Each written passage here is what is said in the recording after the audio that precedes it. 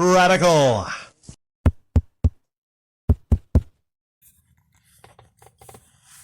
Okay, some quick NBA news before I get into what I'd like to talk about, which is Kyrie Irving and the Nets. The Lake, my apologies. The Lakers are not doing that well. 2-8 is definitely pretty terrible. I mean, they have to win 6 straight games just to get to 500. Damn. And the thing is, this is early on in the season. Can you depend on Anthony Davis?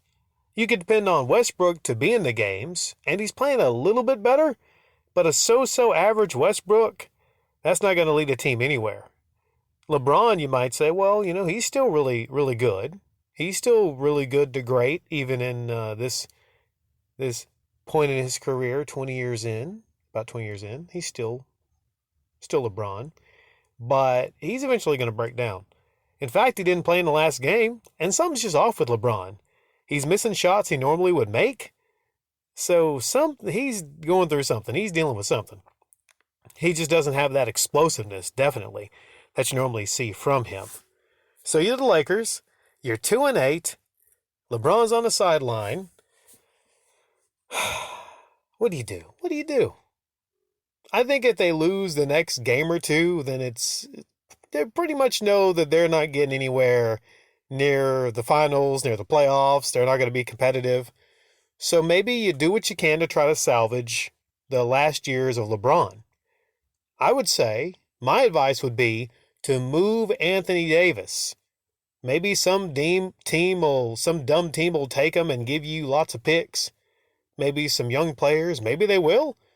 He'll get LeBron a couple shooters. Maybe re-sign Westbrook next year. I don't know. I don't know what you do. I don't think they can really do anything, so that's essentially the boat that they are rowing in. When it comes to the Warriors, they're not looking a whole lot better than the Lakers. But I think it's a bit different because they have the people. They're not playing their starters full minutes. They're trying to work in some of the younger players. Wiseman, he needs a lot more seasoning. Maybe they need to send him to G League. He's got a couple years before he could really be on a championship caliber playoff run. Yeah. So maybe you trade Wiseman. Maybe you do. He's still a tall freaking nature. He's still got some upside, possibly in the future. But yeah, what do you do? I think you hold on to Kuminga. Try to trade Wiseman. Maybe get a solid defensive player, possibly older defensive player or something like that. Somebody to help out Draymond and Clay on the defensive end. Maybe that's what you do in Wiggins and whatnot.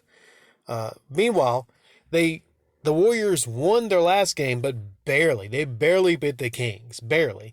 And they probably shouldn't have beat the Kings because Clay fouled that guy on the last 3 attempts. The NBA even admits that guy should have got 3 free throws. And they could have tied the game. They could have went to overtime and won that one. Curry, by the way, 47 points. Made his first 7 threes, I believe. Carried that team on his back. Curry, the all-time GOAT when it comes to shooting, doing Curry things. Talk about a guy that, had 3 free throws. Durant, he clanked the second free throw of those. I think he had 46 straight free throws before then. So, he's up on the guy. He made 46 free throws before that. That's still great. But he should have still made that one. If you're Kevin Durant, though, jeez, what a team to be on. What a lot of drama to be in the middle of, man. I could see why, Durant wanted to leave, be anywhere but that team. It was very competitive. I think the Nets had won the 2 games before taking on the Mavericks. Mavericks not an easy team to take on. I think it was a road game also. It's always a tough night when you're taking on Luka. Ben Simmons played 16 minutes. I think he had 2 points, I believe. He's not perfectly healthy. That's what they say. They say he has some foot issue or whatnot. I tell you what, his bottom might hurt because Luka dropped him. That's what they call it when you actually have a maneuver you have a switch over, crossover, whatever you call it, and then so you drop somebody. Ben Simmons went back on his bottom. Look up, it's pretty funny. Now, Luka, maybe he was laughing. Maybe he was laughing a little bit. He didn't make the layup. But, he went back, went left, and went back and went right. I don't know. It was some Luka magic, baby. It was some Luka magic, and dropped Ben Simmons. Just to think, at one point, Ben Simmons was considered one of the best defensive players in the league. Ha ha ha! No, not right now. Kyrie Irving. That's what we're going to finish with. Kyrie Irving. So Kyrie Irving posted a link on his Twitter, I do believe, to something called, I don't have it right now. The page is closed. I think Negroes and Hebrews, a history or something like that. And it was anti-Semitic, it was. He posted that link that was anti-Semitic. He then got suspended for 5 games from the Nets, and the league said they were going to look into it. And he had a meeting with Adam Silver. I believe it was today he had a meeting with Adam Silver. General thought around the league is, a lot of GMs, they don't want to bring in Kyrie Irving. He's a masterful shooter, a masterful playmaker, great player, but it's a big headache when you get Kyrie Irving, for instances like this. So a lot of people think, I don't know if I agree, but a lot of people think he might have actually played his last NBA game. That's kind of shocking to think. It really is. When you think it's freaking Kyrie Irving, as talented as he is.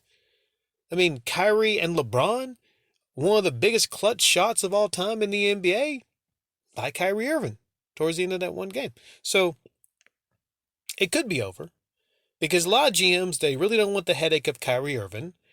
And out of all the groups that you make sure not to make angry, the Jews. That's one group you really don't want to make angry. Okay? You don't mess around with that anti-Semitic stuff. Because the Jews, they run and control a lot of things. They just do. I'm not saying anything that's shocking here. The Jews run a lot of things, specifically, media, specifically Hollywood. So, I don't know what Kyrie was really thinking posting that link. He has conditions. What are the conditions? What are the Kyrie conditions that he has to fulfill? See if I can. Now, Kyrie is suspended, and he's got to fulfill 6 conditions set by the Nets to be unsuspended. This is a lot of conditions here. I think the Nets might have actually done all this to make sure that he can't fulfill all this and he doesn't come back to the team. But think about it. They've been winning some games with Kyrie gone. So maybe it works out for them not to have Kyrie. I know that sounds crazy, but maybe Kyrie is just such a huge distraction to the team, it's better for him not to be on the team. Number 1, he's got to issue an apology for posting a link to the movie on October 27th. Condemn the harmful and false content and make clear that he does not have anti-Jewish beliefs.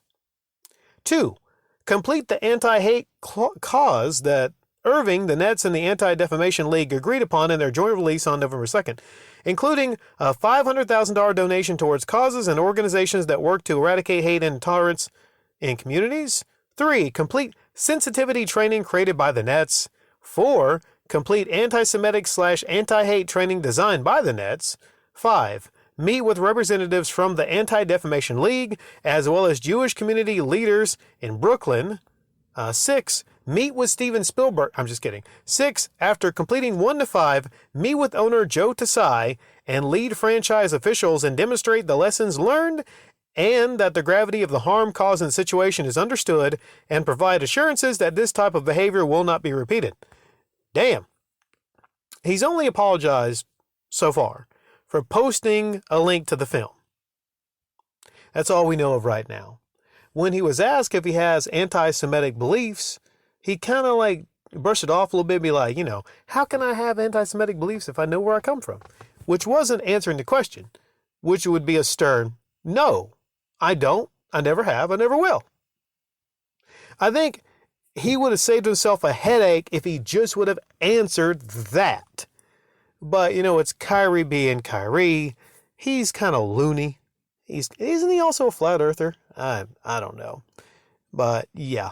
I mean, great player, but there's also a lot of other great players you could look for in the league that are not going to be a gigantic headache like Kyrie currently is.